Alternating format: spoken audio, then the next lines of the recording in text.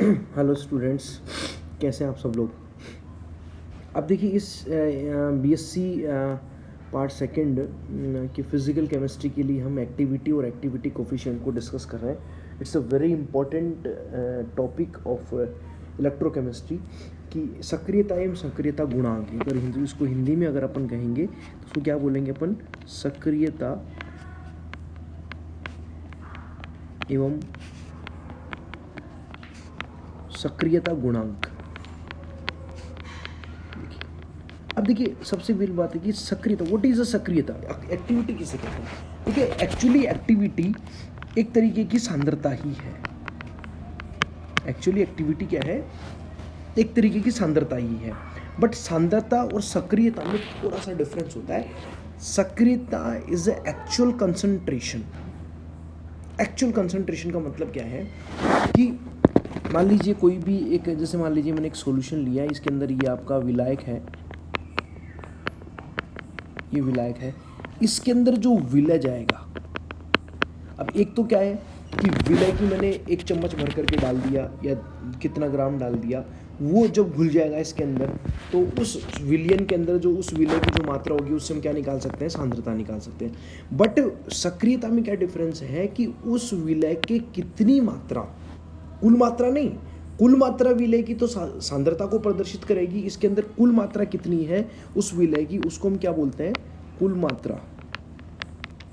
वो तो आपकी हो गई सांद्रता, लेकिन उसमें से कितनी एक्टिव सक्रिय मात्रा कितनी है, उसकी सक्रिय मात्रा मतलब जिस काम के लिए आपने उस सॉल्यूशन को बनाया है, चाहे वो आप बॉइलिंग पॉइंट मेजर करने के लिए बनाया है, या मैं कह दूँ कोई भी अणुसंख्या गुणधर्म हो, या फिर कोई भी जो विलयन का गुणधर्म जिसकी अपन बात कर रहे हैं, उसमें उस विलय की कितनी मात्रा सक्रिय रूप से योगदान दे रही है, वह योगदान उस विलय की सक्रियता को प्रेजेंट करता है। जनरल कई बार ऐसा भी होता है कि विलय की सक्रियता और सांद्रता दोनों एक समान हो सकती हैं, परंतु हर बार ये ज़रूरी नहीं है। जैसे मैं कहूँ अनंत अनुता है, अनंत अनुता के ऊपर क्या होता है कि विलय के और जो एडवर्स जितने भी प्रभाव हैं, जैसे मान लो अंतरायनिक आकर्षण है, या मैं कह दूं कि जो सॉल्वेशन प्रभाव है, ये सब बहुत ही गौण हो जाते हैं, इसलिए वहाँ पे उस विलय की सक्रियता सांद्रता के बराबर हो जाती है। मतलब प्रेशर, या मैं कह दूं उसका क्या नाम है, संगठन, उसका कॉम्पोजिशन कैसा है, कि विलय की क्या प्रकृति है, विलय की क्या प्रकृति है, दोनों के बीच में किस प्रकार का आकर्षण है, उस सब के ऊपर उस विलय की सक्रियता, उस विलय अणुओं की सक्रियता डिपेंड करती है। देखिए जनरली क्या होता है कि जो प्योर फॉर्म होती है, क्या होती है, प्योर फॉर्म, जैसे शुद्ध मात्रा में, अगर जैसे मान लीजिए कोई विलय की अगर शुद्ध मात्रा है किसी, जिसकी हमने सक्रियता निकालनी है, वो अगर शुद्ध कंडीशन में है, प्योर अवस्था में है, शुद्ध अवस्था है, या गलित अवस्था में है, या फिर ठोस अवस्था में है,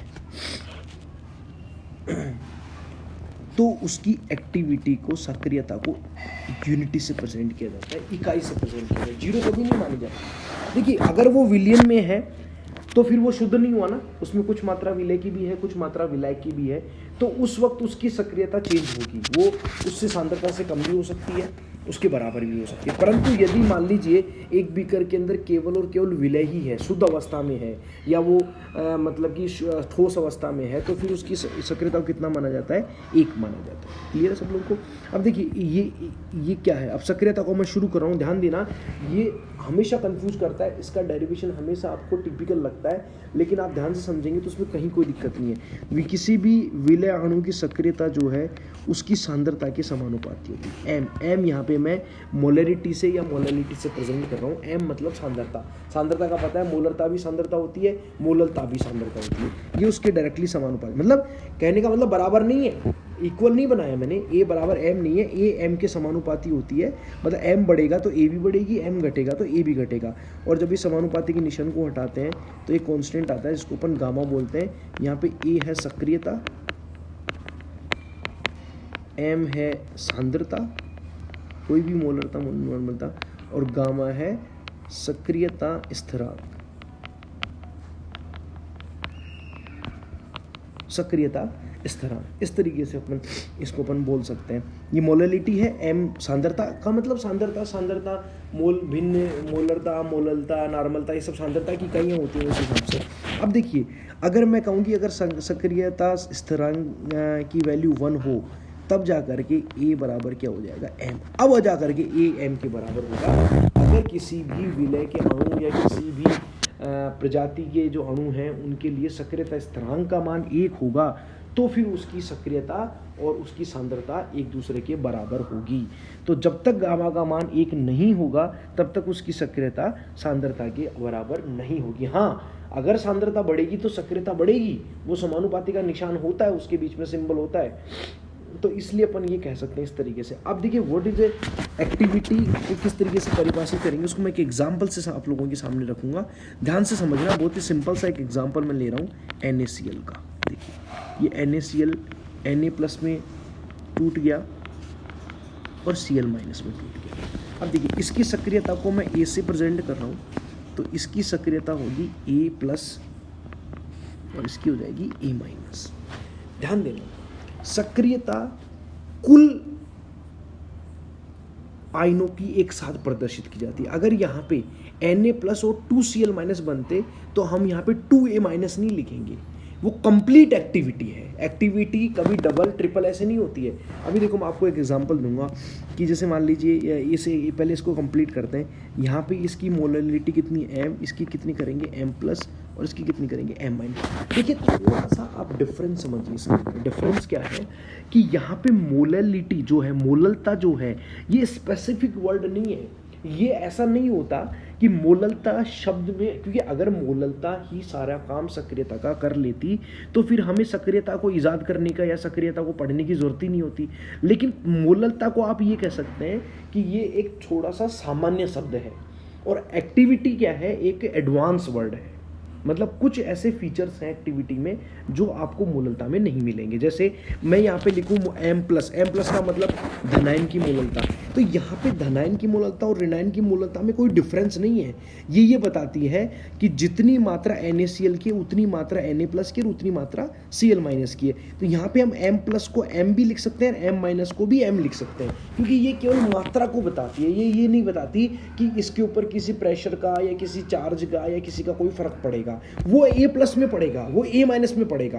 अपन A+ को A- नहीं लिख सकते, A- को A+ नहीं लिख सकते। जबकि मोललता क्या है, एक सिंपल विलय की मात्रा को बताती है कि विलयन में विलय की कितनी मात्रा है। तो यहाँ पे M+ को मैं M लिखूंगा तो भी चलेगा, कोई इशू नहीं है उसके अंदर। और इसी तरीके से सक्रियता को लिखूंगा तो सक्रियता स्थिरांक Γ+ और Γ-, इसको भी नहीं लिख सकते अपन।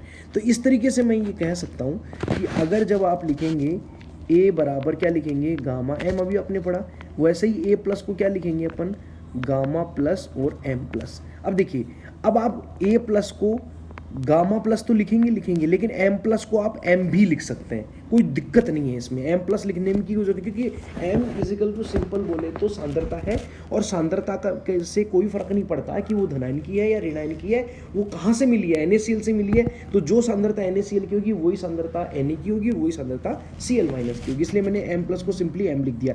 इसी तरीके से मैं A- लिखूंगा तो Γ- और M-, तो इसको भी मैं क्या लिख सकता हूँ, Γ- और M, इस तरीके से।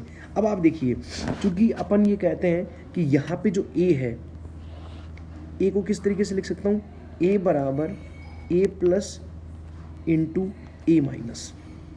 देखिए, यहाँ पे एक बात का और ध्यान रखेंगे आप लोग, क्या कि यहाँ पे गुलबर्ग-वागे का लॉ जो आपने पढ़ा होगा ना, द्रव्यानुपाती क्रिया का नियम, कि अगर स्टाइक्योमेट्रिक कोफिशिएंट यहाँ पे जैसे 1 है, यहाँ पे भी स्टाइक्योमेट्रिक कोफिशिएंट 1 है, भाई कुछ भी नहीं लिखा हुआ तो 1 ही होगा, इसलिए उसकी पावर में भी क्या जाएगा, 1 है। अगर यहाँ पे 2 होगा तो फिर ऊपर जाएगा। तो अपन वो अभी अपन एक नेक्स्ट एग्जाम्पल में देख लेंगे, अभी तो ये सिंपल सा एग्जाम्पल है, तो इसलिए मैं इसमें 1 ही है, इसलिए कोई दिक्कत नहीं है।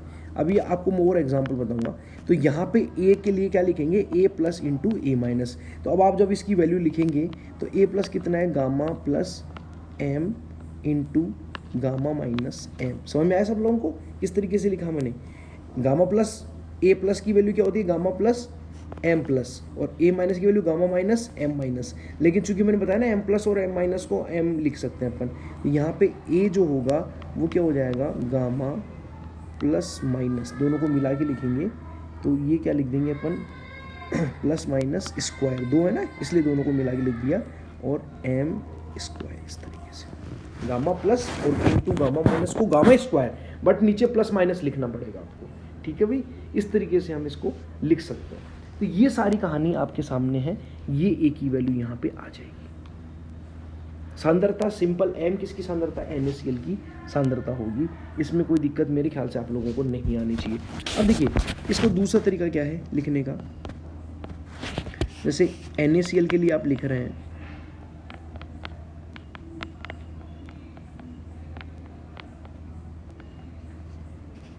A बराबर A plus into A minus, इसके लिए प्लस और ए माइनस।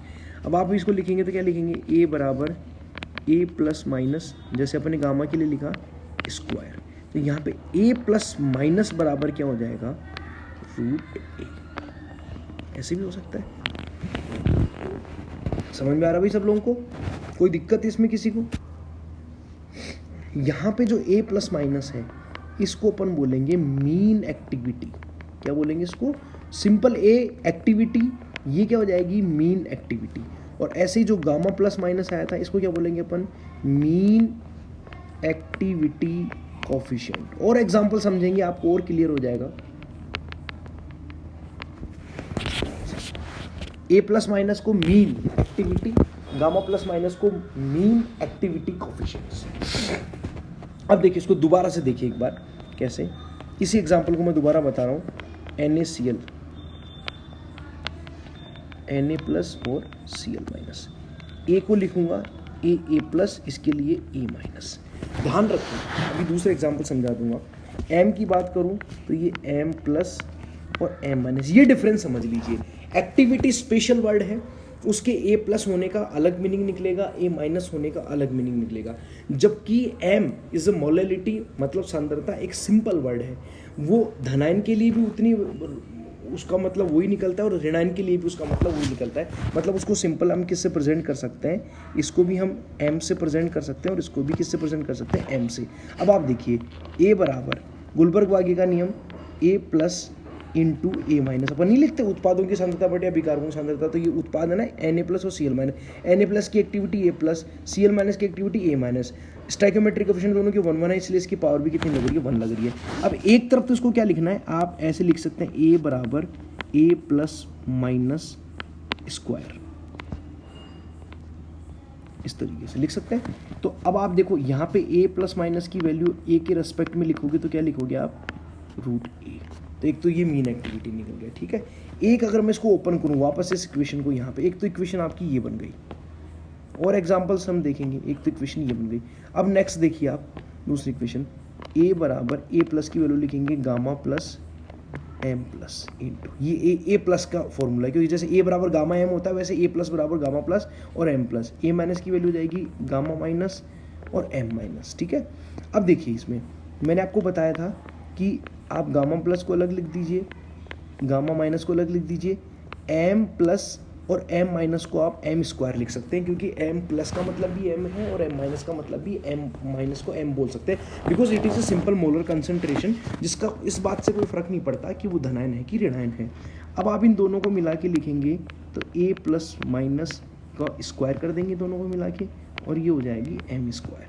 अब देखिए आप क्या कर सकते हैं कि अगर मैं इसको A प्लस माइनस के रूप में प्रेजेंट करना चाहता हूँ, किसको, A प्लस माइनस को, तो आप क्या कर सकते हैं, यहाँ से A की वैल्यू तो आ जाएगी ये वाली M स्क्वायर, ये आएगा। इसी तरीके से अगर आप इसको अगर A प्लस माइनस की फॉर्म में लिखना चाहें तो कैसे लिखेंगे बताइए ज़रा, कि A प्लस माइनस स्क्वायर बराबर गामा प्लस माइनस स्क्वायर और M स्क्वायर। क्यों, क्योंकि A प्लस माइनस बराबर रूट A है, तो A बराबर कितना होगा, A प्लस माइनस स्क्वायर। ये देखो ना यहाँ से लिख दिया A, भाई यहाँ पे ये वाला फॉर्मूला किसके लिए निकल गया, A के लिए निकल गया है, तो A प्लस माइनस का स्क्वायर हो जाएगा। तो इसमें से किसी भी इक्वेशन के लिए आप ये लिख सकते हैं, ओके।